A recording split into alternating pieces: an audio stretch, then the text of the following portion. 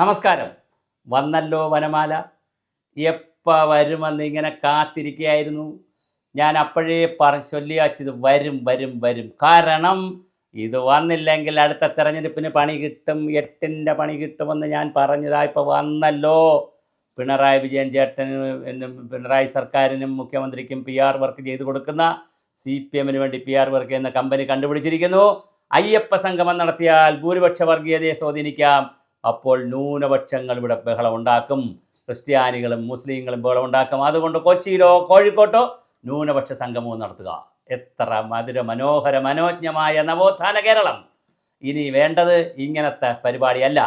ഇനി നമുക്ക് തുടങ്ങേണ്ടത് ബ്രാഹ്മണ സംഗമം, നായർ സംഗമം, ഈഴവ സംഗമം, പണിക്കർ സംഗമം, പിന്നെ നായന്മാരിൽ തന്നെ വിളക്കിത്തല നായർ സംഗമം, വെളുത്തേടത്ത് നായർ സംഗമം, ഇങ്ങനെ 100 നായർ സംഘടനകളുണ്ട്. എല്ലാത്തിൻ്റെയും പേരിൽ ഓരോ സംഗമം. ഈഴവരാൾ തന്നെ ഒരുപാട് തീയന്മാരുണ്ട്, ഈഴവന്മാരുണ്ട്, പണിക്കർമാരുണ്ട്. അതിൽ വലിയ സമ്മേളനങ്ങൾ. അത് കഴിഞ്ഞ് പട്ടികജാതി പട്ടികവർഗം എടുത്തു കഴിഞ്ഞാൽ പിന്നെ ഒരു 100 കണക്കിന് സംഘടനകളുണ്ട്. അവരുടെ എല്ലാ സംഗമം എന്തൊരു രസമായിരിക്കും. നമുക്ക് 14 ജില്ലയിലും 1000 പഞ്ചായത്തിൽ ഓരോ സംഘം. അങ്ങനെ പിണറായി വിജയൻ സഖാവും നമ്മുടെ മുഖ്യമന്ത്രിയും CPMും ഇടതുപക്ഷ ജനാധിപത്യ മുന്നണിയും ബിനോയ് വിശ്വം ഇപ്പോൾ പുതിയതായി തിരഞ്ഞെടുത്തിട്ടുണ്ട്. അപ്പോൾ പുതിയൊരു ഊർജ്ജവും കൂടെ വന്നിട്ടുണ്ട്. ഇവരെല്ലാവരും കൂടി കേരളമാകെ സഞ്ചരിച്ച് നമുക്ക് ആവശ്യം പോലെ ന്യൂനപക്ഷ സംഗമങ്ങൾ നടത്താം. ഓരോ ജാതിയുടെ പേരിൽ, ഹിന്ദുവിൻ്റെ പേരിൽ, മുസ്ലിമിൻ്റെ പേരിൽ, ക്രിസ്ത്യാനിയുടെ പേരിൽ, പിന്നെ ജാതികളുണ്ട്. ക്രിസ്ത്യാനികളെടുത്താലും സുറിയാനി ക്രിസ്ത്യാനി, മലങ്കര ക്രിസ്ത്യാനി, ഓർത്തഡോക്സ് ക്രിസ്ത്യാനി, ഇങ്ങനെ ഉണ്ട്. നമുക്ക് സ്കോപ്പുണ്ട്. മുസ്ലിങ്ങളെടുത്താലും സുന്നി, ഷിയ, സമസ്ത, ഇങ്ങനെ ഉണ്ട്. അപ്പോൾ എല്ലാത്തിനും ഒരുപാട് സംഗമങ്ങൾ നടക്കട്ടെ. ഈ സംഗമങ്ങളുടെ ആദ്യം താഴെ തലത്തിൽ ജാതികളുടെ സംഗമം നടത്തണം. അത് ഉപജാതികളുടെ നടത്തണം. അത് കഴിഞ്ഞ് ജാതികളുടെ നടത്തണം. പിന്നെ അങ്ങോട്ട് മതത്തിൻ്റെ നടത്തണം. പിന്നെ സംസ്ഥാനതല കോൺഗ്രസ്. ഇതാണ് പരിപാടി. എന്തായാലും വരുന്നു.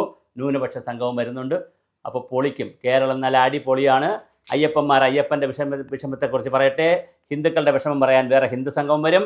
മുസ്ലിമിൻ്റെയും ക്രിസ്ത്യാനിയുടെയും ന്യൂനപക്ഷ സംഘവും വരുന്നു. ചുരുക്കത്തിൽ കേരളം ത്രിവേണി സംഗമത്തിൻ്റെ സംഗമ ഭൂമിയാവുകയാണ്. എത്ര മനോഹരമാണ്.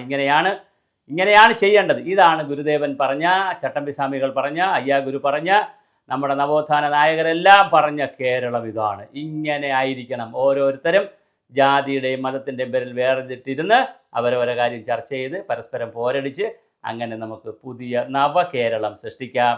എല്ലാവരും പോന്നാട്ടെ, കയറി വരൂ.